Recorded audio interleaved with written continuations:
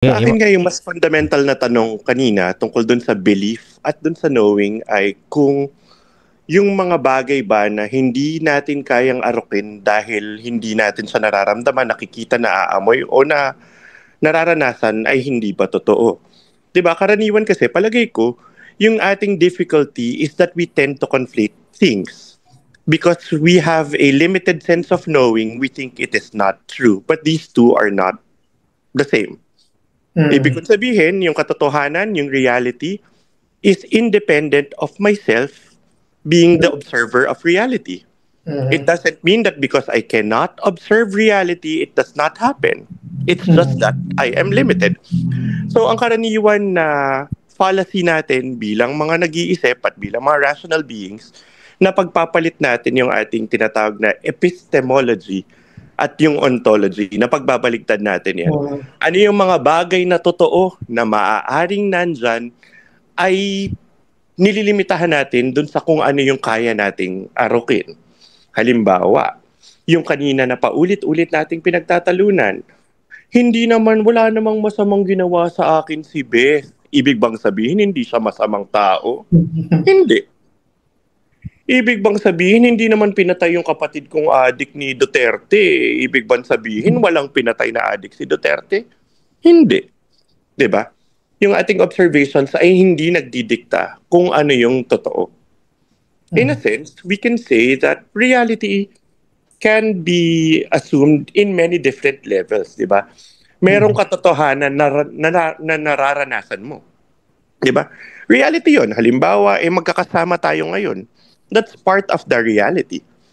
Pero katotohanan din na alam ko na may mga taong natutulog ngayon bagamat hindi natin sila kasama. Reality pa rin 'yon. At meron ding reality katulad ng gravity na hindi ko naman totoong nakikita pero nararamdaman ko yung epekto niya sa akin. Reality din 'yon. 'Di ba? So kung yung Diyos ay hindi natin nakikita, hindi rin naman natin kasama, pero nararamdaman natin siya, posible ba nating sabihin na may katotohanan din yung Diyos para paniwalaan natin siya? Tanong lang naman yun. 'Di ba? So mas maraming paraan para tingnan yung ating paniniwala.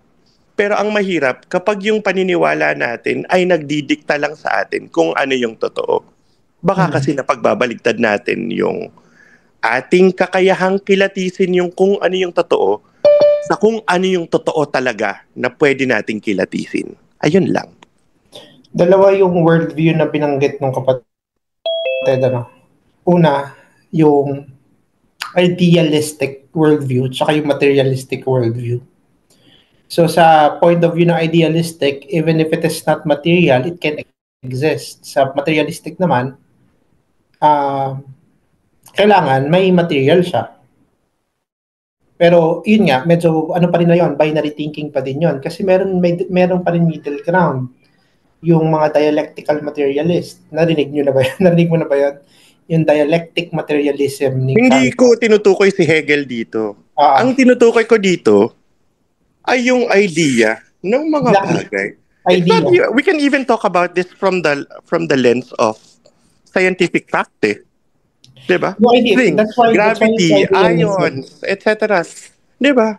These are non-empirical, right? But you can observe their effects because you think they are causative mechanisms. Germs, for example. Diba? I'm not even talking about the world of forms ni Plato.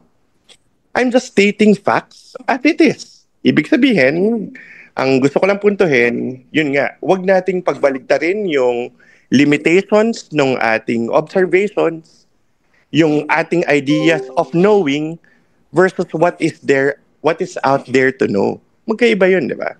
Yung ating ontology at yung ating epistemology dapat malinaw. Yun lang. Hindi ko naintindihan bakit pinaghihiwala yung epistemology sa ontology. Dahil yung object of knowing ay hiwalay sa knower. At maaaring yung limitations... But the knower is also an object of knowing. Oo, totoo naman. Hindi dapat siyang paghiwalayin. Magkadugtong kasi yung epistemic grounding at saka yung ontological facts. Magkadugtong kasi yun. Wala tayong pagtatalo doon, bro. Wala tayong pagtatalo doon. So, hindi Ang problema ko nga ay kapag napagbabaligtad mo siya. Diba? Paano kung napagbabaliktad? Ang gusto ko lang sabihin, yung ontology, yung object of knowing mo should be independent of the knower. Otherwise, it is unobservable. Right? But the knower is ontological fact. Hindi naman yun ang point eh. Ang point ko ay yung Bakit natin siya pinag-ihiwalay? object of knowing. Ang tanong ko ba ay tungkol sa aking sarili? Yung epistemic grounding kasi, yung epistemology is how can you know what exists. And you can only use your senses, aside from your senses, to have an epistemic grounding. Wala nang iba. Kasi aside from your senses, wala ka nang ibang gagamitan. Paano ang imagination? How do you imagine? Ang bulag ba simula pagkabata, may idea siya sa red? Kung ano ang bulag. Pero wala ba siyang sense of the world? Hindi. Yung epistemology yung inaano ko, not the sense of the word, ha? Hindi nga, diba? Nandun tayo sa idea ng bulag. Yung diba? Bulag simula pagkabata. So of course, he is one sense left of other possible senses. But ang point natin is yung imagination. Halimbawa, yung aspiration. Di ba? Your ideas of reality is dictated by your sense of the world. You cannot establish the sense of the world kung wala kang epistemic grounding. That's why yung ontology, kailangan kadugtong nun bago ka pumunta sa ontology, kailangan dumugtong ka muna sa epistemic grounding, epistemology. So sige, for the benefit of those who are listening, pag sinabi nating epistemology, these are your beliefs about how do you know what do you know, right? No. Epistemology is how do you know, not about the beliefs, no? So, I'm talking about, pag ganyan, hindi tayo magkakasundo. Kasi, paano mo nalaman? Kasi epistemic grounding nga siya eh. Ano yung source mo? Paano mo siya parang input-output siya, bro. Parang, bago mo laman yung isang bagay, kailangan mo ng input. Ang input mo, mata mo, senses mo, pandinig mo, yung ontology yun yung output. I don't think so. Baka hindi tayo magkatugma. So how can you describe what exists without knowing it? Sorry? How can you know? How can you describe? Yun nga, ang punto nga natin dito, at the very basic level, how do you know what do you know? That is your epistemology, correct? Which is how parang paano mo nalalaman ng isang bagay? Yun siya, paano? How? Kaya nga, so ang pointing, yung gustong sabihin, you can only know something by empirical means, correct? Which is your senses. Ayan, diba? Yun nga. Yun ba yung gusto? Okay. Wala ka na may ibang gagamitin eh. Imagination, kasi yung imagination, it is you can only imagine things Granting. That you know. So anong point natin? You can only imagine things that you know. So kailangan yung epistemic, hindi mo dapat paghiwalayin yung epistemology at ontology. So balik tayo dun sa idea. Halimbawa, paano ko nalaman na may mga natutulog ngayon? Hindi ko naman sila nakita, hindi ko naman sila narinig, hindi ko sila nakapoy. Nakakita ka na ba ng natutulog? Diba? ang sinasabi nga natin, so there is prior experience that informs you of that. Which those prior experience came from your epistemic grounding. From your experience, diba?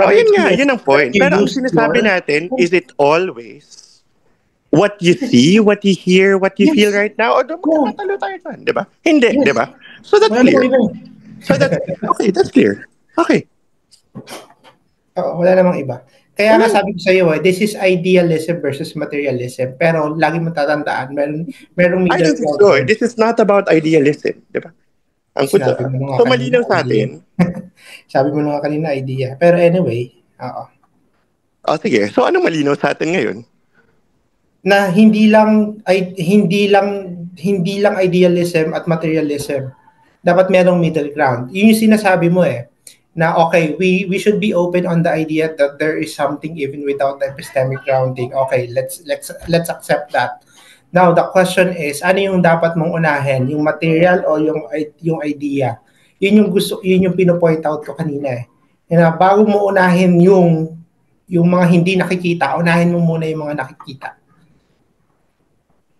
Ang tingin ko dyan, that is a matter of agency.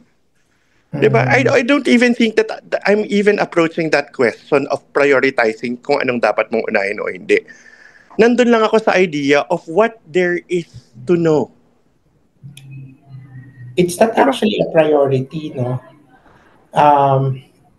Hindi porke sinabi na kailangan unahin siya, it's going to be priority. Okay. Pero the fact that we are beings that hindi natin kaya pagsabayin lahat ng bagay at once, di ba?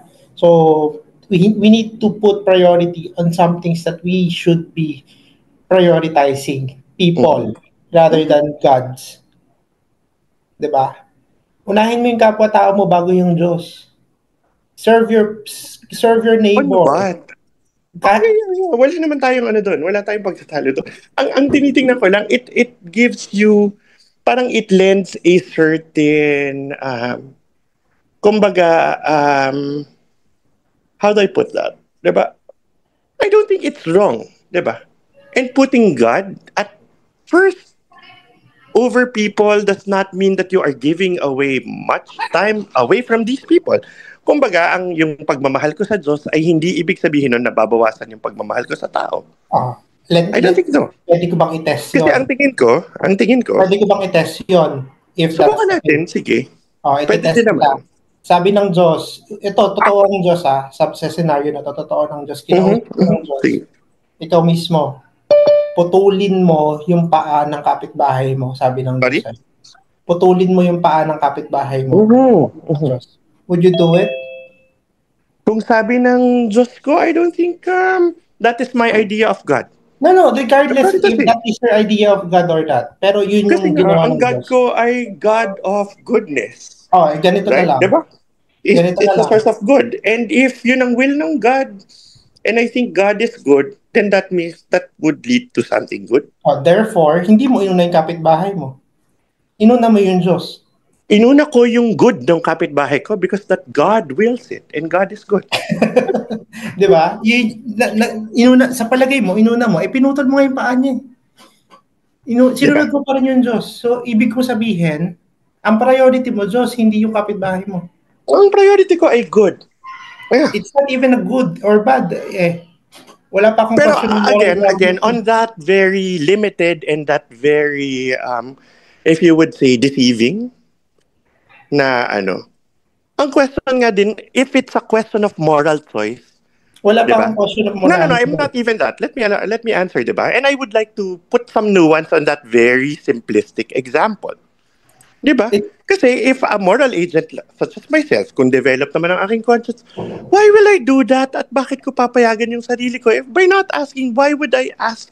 Why would I impose my will or the will of God on another moral agent such as that person? Gusto na atang matulog ni Broccoli.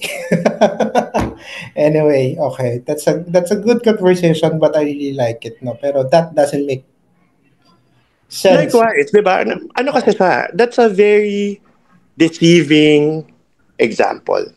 It's not even a deceiving example. Those examples. It may be simplistic, diba? Pero we lack nuance because in moral decisions, we cannot do that, diba?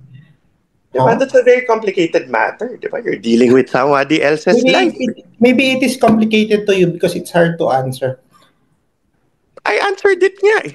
And that is the reason I pointed out na yung answer mo yung ina-expect ko. Diba? That very answer is the one that I am expecting. Oo nga. Totoo din naman. To put out your point, and I agree, diba? We allow people to listen to these divergent points because it helps them decide. Yun naman yung end matter ng kung bakit we try as much to explain all of these very difficult concepts, diba? I agree. To scaffold people, to allow them to think, diba? Kasi mahirap nga din. And I'm very happy that there are people who engage in these kinds of discussions kasi hindi even from before, sinasabi ko naman kina Broccoli, pag pinasok natin tong ganitong level, kailangan natin siyang tsagain. Nandun yung jargon, nandun yung epistemic grounding, di ba, na hindi naman nabibili kasama ng isang bote ng suka ng toyo. Pero kailangan mo siyang maintindihan para kasi it talks about a certain concept, pag gets mo na yung epistemology o yung ontology or deontology or whatever, it it signifies something di ba? At it Hindi kami facilitates the nagdedebate, ha? conversation. It's not that. Ano sa example sa of alternative ways of thinking, di ba? Ganon. Yeah. Pero O yun. di ba pang alauna imedya yung mga ganyang usapan talaga. I really like that, pero yan, ayun, diniconstruct ko lang naman yung sinabi mo kanina. Anyway, so yun lang, Brox.